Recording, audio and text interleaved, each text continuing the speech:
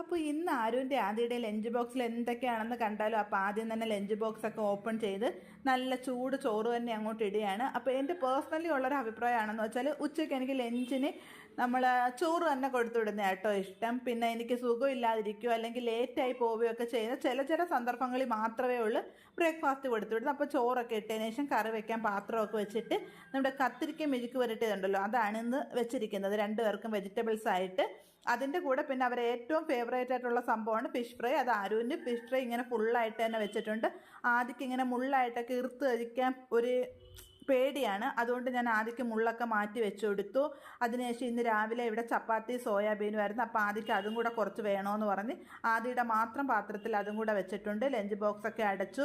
പിന്നെ ഇതിൻ്റെ കൂടെ ഒഴിച്ച് കഴിക്കാൻ വേണ്ടി പുളിശ്ശേരിയും കൂടെ 2 ചെറിയ ബോട്ടിൽ ഒഴിച്ച് വെച്ചിട്ടുണ്ട്. പിന്നെ കുടിക്കുന്നതിന് വേണ്ടിയിട്ടുള്ള വെള്ളവും വെച്ച്. അപ്പോൾ ഇന്നത്തെ ലഞ്ച് ബോക്സ് കഴിഞ്ഞിട്ടുണ്ട്. നാളെ വരുന്നവരെ എല്ലാവർക്കും ടാറ്റാ ബൈ.